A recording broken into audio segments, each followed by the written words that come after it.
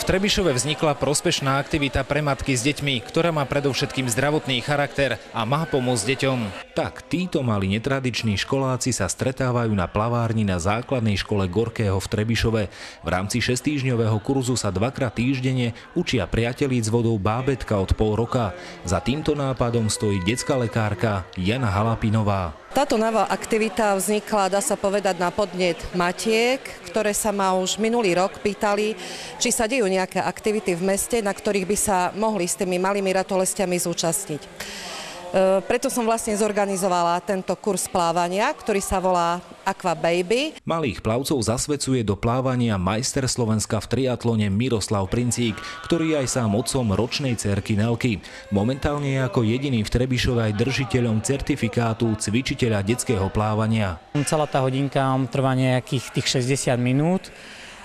Kde oni si precvičia 2-3 cviky, prejdeme si komplet všetko, celú tú sústavu, ktoré spevniť, či chrbtové svalstvo, či brušné svalstvo. Každá jedna hodina nadväzuje na seba. Tie deti od začiatku pracujú aj s tým, že sa trošku otužujú v tej vode.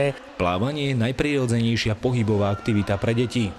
Cieľom bolo určite zvýšiť obranyschopnosť organizmu, naučiť deti sa otužovať, zlepšiť pohybové ústrojenstvo, zlepšiť psychomotorický vývoj. Je to kurz, ktorý má odstrániť nejakú tú bojacnosť od tej vody, pripraviť to dieťa na to vodné prostredie, aby dieťa zistilo, že existuje aj niečo iné ako pevná zem. Pre mnohé mamičky je to príjemná a efektívna alternatíva využitia voľného času na materskej dovolenke. Už keď bola celkom malička, ešte mala len 2 mesiace, tak sme nad tým uvažovali a boli sme veľmi radi, že sa to teda tu spustilo a je to pre ňu veľmi, veľmi dobrá vec, hlavne z pohybovej stránky. Už len z našej vlastnej skúsenosti mali sme 11 mesiacov, keď sme sa zhruba začali stavať na nôžky a chodiť. A po tomto plávaní, a boli sme asi 2-krát, 3-krát, sme sa krásne rozchodili, bez problémov chodíme a to nemáme ešte ani 13 mesiacov. Určite by som to odporúčila každému.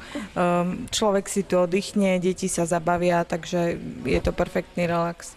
Tvorcovia tejto myšlienky chcú mamičkám v tomto smere pomáhať aj naďalej. Vízia do budúcna je cez plávanie vybudovať materské centrum, kde sa mamičky stretnú, vymenia si rady a skúsenosti z výchovy svojich ratolestí.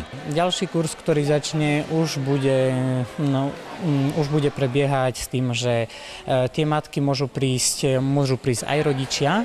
Čiže jeden rodič bude vo vode s dieťaťom, bude presvičovať si cviky a druhý z tých rodičov, hlavne je to robené aj pre tie matky, môžu ísť do párnej sauny, môžu si vyskúšať jacuzzi, oddychnúť. O tom, že táto aktivita si u rodičov našla odozvu, je aj vysoká účasť na tomto pilotnom kurze plávania, ktorý trval 6 týždňov.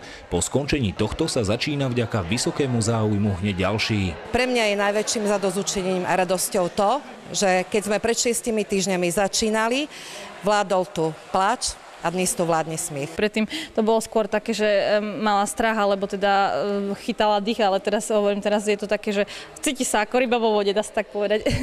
Predtým nebol taký nadšený, keď sme ho dávali do vody a teraz sa úplne teší. Z Trebišova pre televíziu Zemplín Michal Majcher.